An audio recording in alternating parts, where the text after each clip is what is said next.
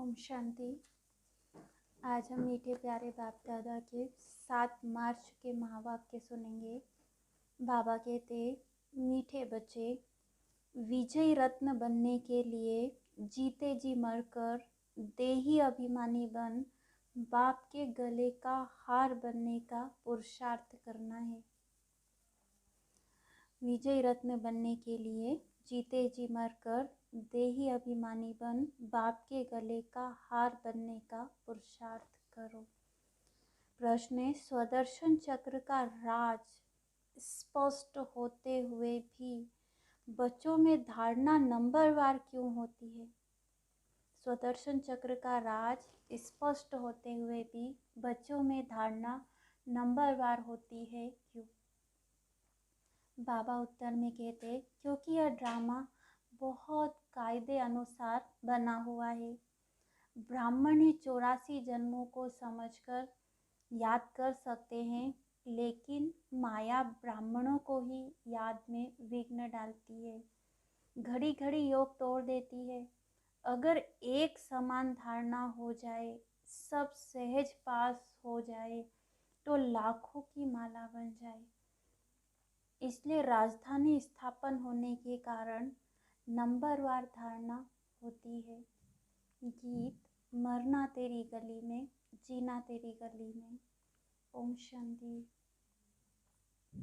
बच्चों ने गीत सुना, यह है मरजीवा पने का जन्म। मनुष्य जब शरीर छोड़ते हैं तो दुनिया मिट जाती है, आत्मा अलग हो जाती है, तो न मामा न चाचा कुछ भी नहीं रहते। कहा जाता है यह मर गया, अर्थात आत्मा जाकर परमात्मा से मिली। वास्तव में कोई जाते नहीं है, परंतु मनुष्य समझते हैं आत्मा वापस गई या ज्योति ज्योत में समाई। अब बाबा बैठ समझाते हैं, यह तो बच्चे जानते हैं, आत्मा को पुनर्जन्म लेना ही होता है। पुनर्जन्म को ही जन्म मरण कहा जाता है। पिछाड़ी में जो आत्माएं आती है, हो सकता है एक जन्म लेना पड़े, बस वह छोड़ फिर वापस चली जाएगी। पुनर्जन्म लेने का भी बड़ा भारी हिसाब किताब है। करोड़ों मनुष्य है, एक एक का विस्तार तो नहीं बता सकेंगे। अब तुम बच्चे कहते हो, हे बाबा, हमारी देह के जो भी संबंध है वे सब त्याग, अब हम तुम्हारे गले का हार बनने के लिए आए हैं। अर्थात जीते जी आपका होने आए हैं। पुरुषार्थ तो शरीर के साथ करना पड़ेगा, अकेली आत्मा तो पुरुषार्थ कर न सके। बाबा बैठ समझाते हैं, जब रुद्र यज्ञ रचते हैं तो वहाँ शिव का चित्र बड़ा मिट्टी का बनाते हैं और अनेक शालिग्राम के चित्र मिट्टी के बनाते हैं। अब वे कौन से शालिग्राम हैं जो बनाकर और फिर उनकी पूजा करते हैं?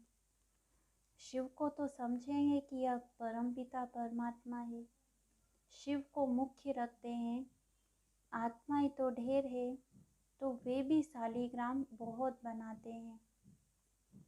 10,000 अथवा 1,00,000 भी शालिग्राम बनाते हैं। रोज बनाया और तोड़ा, फिर बनाया, बड़ी मेहनत लगती है। अब वह न पुजारी न यज्ञ रचने वाले ही जानते हैं। अब वह न पुजारी न यज्ञ रचवाने वाले ही जानते हैं कि यह कौन है। क्या इतनी सब आत्माएं पूजने लायक है? नहीं। अच्छा समझो, भारतवासियों के 33 करोड़ शालिग्राम बनाए, वे भी हो नहीं सकता, क्योंकि सभी तो बाप को मदद देते नहीं। यह बड़ी गुह्य बातें हैं समझने की। 4-5 लाख रुपया खर्च करते हैं रुद्र यज्ञ रचने में। अच्छा, अब शिव तो परमपिता परमात्मा ठीक है, बाकी शालिग्राम इतने सब कौन से बच्चे हैं जो पूजे जाते हैं? इस समय तुम बच्चे ही बाबा को जानते हो और मददगार बनते हो, प्रजा भी तो मदद करती है ना। शिव बाबा को जो याद करते हैं वह स्वर्ग में तो आ जाएंगे। भल ज्ञान किसको ना भी दे तो भी स्वर्ग में आ जाएंगे। वे तो कितने ढेर होंगे, परंतु मुख्य 108 है। मम्मा भी देखो कितनी जबरदस्त रत्न है, कितनी पूजी जाती है। अब तुम बच्चों को देही अभिमानी जरूर बनना है।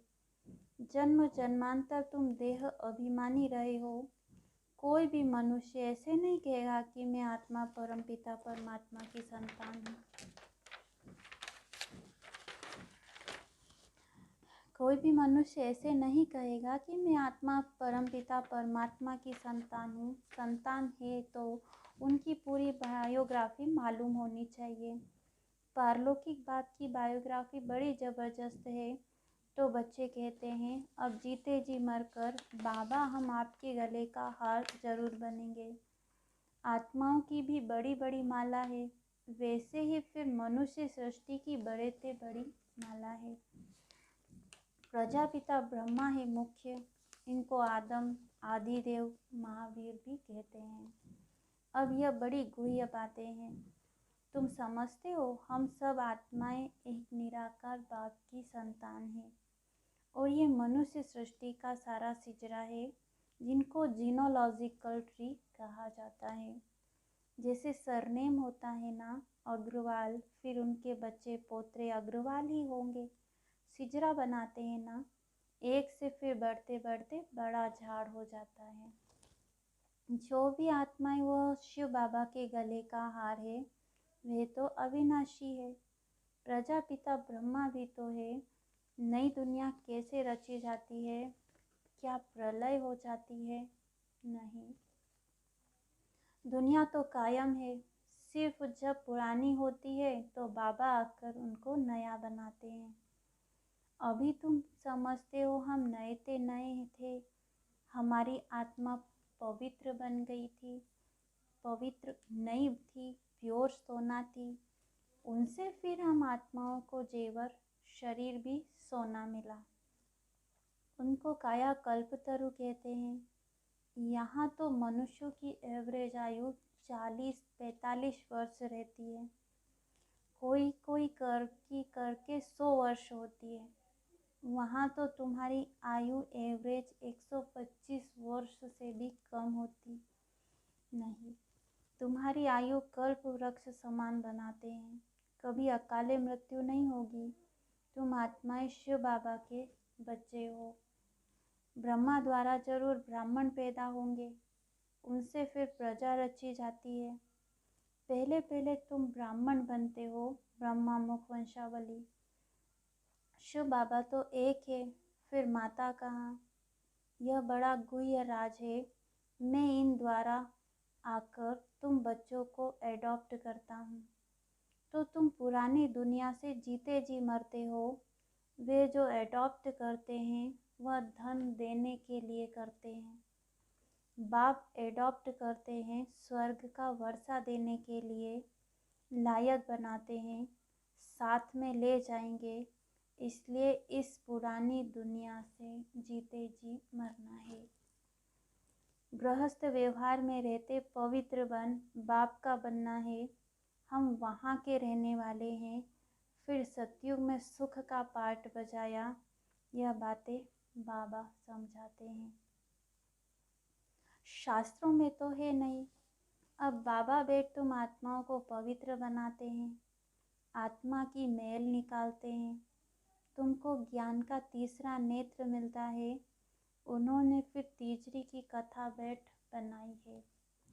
वास्तव में बात यहाँ की है, तुमको ब्रह्मांड से लेकर सारे सृष्टि के आदि मध्य अंत का सारा समाचार मिल जाता है। बाप एक ही बार आकर समझाते हैं। सन्यासी तो पुनर्जन्म लेते रहते हैं। यह तो आया और बच्चों को पढ़ाया, बस। यह तो नई बात हो जाती है। शास्त्रों में यह बातें हैं नहीं। यह बहुत बड़े से बड़ा कॉलेज है। कायदा है एक हफ्ता तो अच्छी रीति समझना पड़े, भट्टी में बैठना पड़े, गीता का पाठ अथवा भागवत का पाठ भी एक हफ्ता रखते हैं ना, तो 7 रोज भट्टी में बैठना पड़े। विकारी तो सभी हैं, भले सन्यासी घर बार छोड़ निर्विकारी बनते हैं, फिर भी जन्म विकार से लेकर फिर निर्विकारी बनने के लिए संन्यास करते हैं। कई पुनर्जन्म को भी मानते हैं, क्योंकि मिसाल देखते हैं, कोई बहुत वेद शास्त्र पढ़ते पढ़ते शरीर छोड़ते हैं, तो उन संस्कारों अनुसार फिर जन्म लेते हैं, तो छोटेपन में ही शास्त्र अध्ययन हो जाते हैं। जन्म ले, अपने को अपवित्र समझ, फिर पवित्र बनने के लिए संन्यास करते हैं। तुम तो एक ही बार पवित्र बन देवता बनते हो, तुमको फिर संन्यास नहीं करना पड़ेगा, तो उनका संन्यास अधूरा हुआ ना। यह बातें खुद भी समझा नहीं सकते, बाबा बैठ समझाते हैं। वह है उत्तम से उत्तम भाव जिसके तुम बच्चे बने हो, यह स्कूल भी है। रोजाना नई नई बातें निकलती है। कहते हैं आज गुह्य ते गुह्य सुनाता हूँ, नहीं सुनेंगे तो धारणा कैसे होगी। अब बाबा बैठ समझाते हैं, तुम मेरे बने हो तो शरीर का भान छोड़ो, मैं गाइड बन आया हूँ वापस ले जाने। तुम हो पांडव संप्रदाय, वह जिस्मानी पंडे हैं, तुम रूहानी पंडे हो। वे जिस्मानी यात्रा पर ले जाते हैं, तुम्हारी है रूहानी यात्रा। उन्होंने तो पांडवों को हथियार दे युद्ध के मैदान में दिखाया है। अभी तुम बच्चों में भी ताकत चाहिए, बहुत होते जाएंगे तो फिर ताकत भी बढ़ती जाएगी। तो बाबा बैठ समझाते हैं कि मैंने तुमको गोद में लिया है इस ब्रह्मा द्वारा, इसलिए इनको माता पिता कहा जाता है। यह तो सब कहते हैं तुम माता पिता, हम बालक तेरे। अच्छा, उनको तो गॉड फादर कहा जाता है, गॉड मदर तो नहीं कहा जाता। तो मदर कैसे कहते? मनुष्य फिर जगदम्बा को मदर समझ लेते हैं, परंतु नहीं, उनके भी माता पिता है। उनकी माता भला कौन सी है? यह बड़ी गुह्य बातें हैं। गायन तो है, परंतु सिद्ध कर कौन समझाए? तुम जानते हो यह माता पिता है, पहले है माता। बरोबर तुमको इस ब्रह्मा माता के पास पहले आना पड़े, इनमें प्रवेश कर तुमको एडॉप्ट करता हूँ, इसलिए यह माता पिता ठहरे। यह बातें कोई शास्त्र में नहीं है, यह बाबा बैठ समझाते हैं। कैसे तुम मुख वंशावली बनते हो, मैं ब्रह्मा मुख से तुमको रचता हूँ। कोई राजा है, कहेंगे मुख से तुमको कहता हूँ, तुम मेरे हो। यह आत्मा कहती है, परंतु उनको फिर भी माता पिता नहीं कहेंगे। यह बड़ी वंडरफुल बात है। तुम जानते हम शिव बाबा के बने हैं, तो यह देह का भान छोड़ना पड़े, अपने को आत्मा और शरीरी समझना मेहनत का काम है। इसको कहा ही जाता है राजयोग और ज्ञान।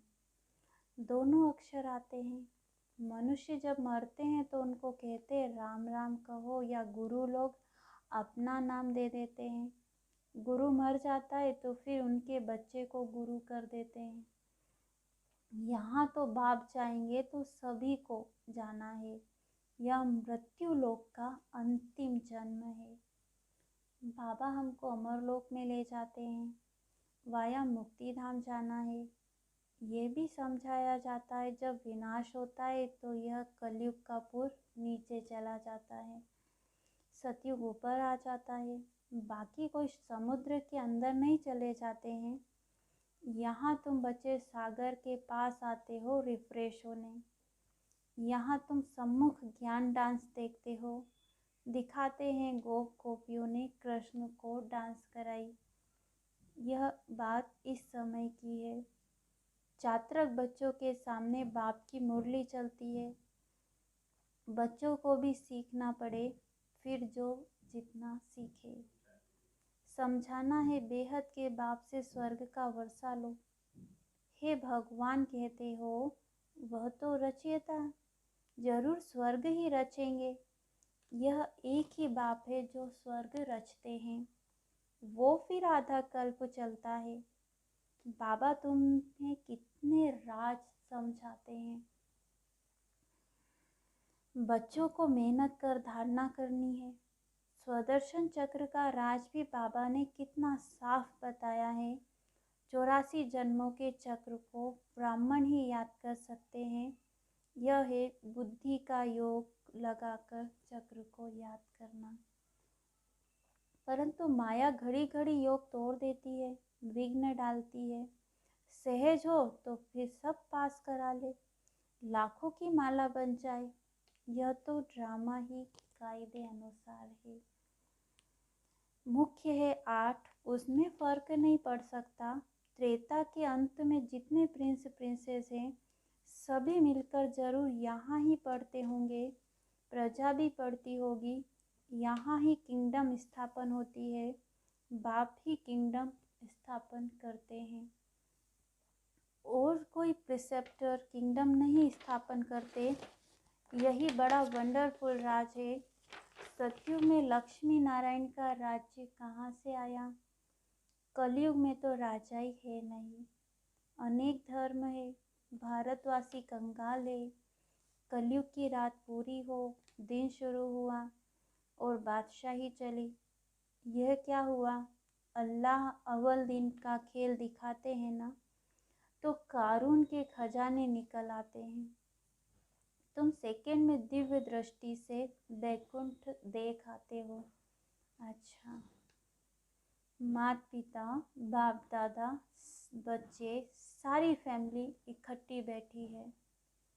मीठे मीठे सिकिलते बच्चों प्रति माता पिता बाप दादा का याद प्यार और गुड मॉर्निंग। रूहानी बाप की रूहानी बच्चों को नमस्ते। हम रूहानी बच्चों की रूहानी बाप दादा को याद प्यार गुड मॉर्निंग नमस्ते। धारणा के लिए मुख्य सार। बाप समान सभी को रिफ्रेश करने की सेवा करनी है। छात्र बन ज्ञान डांस करनी और करानी है। दूसरा है, इस शरीर का भान छोड़ पुरानी दुनिया से जीते जी मरना है। अशरीरी रहने का अभ्यास करना है। स्वयं को स्वर्ग के वर्षे का लायक भी बनाना है। वरदान, होली के अर्थ स्वरूप में स्थित हो। सच्ची होली मनाने वाले हाईएस्ट होलीएस्ट भव। होली के अर्थ स्वरूप में स्थित हो, सच्ची होली मनाने वाले हाईएस्ट होलीएस्ट भव। डिटेल है, होली अर्थात जो कुछ हुआ वह हो गया, होलिया। जो सीन हुई, होली अर्थात बीत गई। बीती को बीती करने के लिए सदा ड्रामा की ढाल को यूज करो। होली का रंग पक्का तभी लगता है जब हर वक्त याद रहता है कि होली अर्थात जो बीता हो गया। वह कभी ड्रामा की कोई भी सीन देखते क्यों, क्या, कैसे, इन प्रश्नों में उलझते नहीं। सदा ज्ञान मंथन कर अपनी होलीएस्ट और हाईएस्ट स्टेज बना लेते हैं। स्लोगन, सबसे बड़े धनवान वह है जिनके पास पवित्रता का सर्वश्रेष्ठ खजाना है। सबसे बड़े धनवान वह हैं जिनके पास पवित्रता का सर्वश्रेष्ठ खजाना है। अच्छा, आज के अव्यक्त इशारे की पॉइंट है, समय और शक्ति की बचत करने के लिए हर समय बाप दादा के संस्कारों से मेल करते चलो। जो साकार के संकल्प व संस्कार रहे हैं उनसे मिलाते चलो तो समय नष्ट नहीं होगा। फौरन निर्णय कर लेंगे कि क्या करना है, क्या नहीं करना है। इससे ही समय की बचत होगी और बुद्धि की शक्ति जो नष्ट होती है उसकी भी बचत होगी। अच्छा, ओम शांति।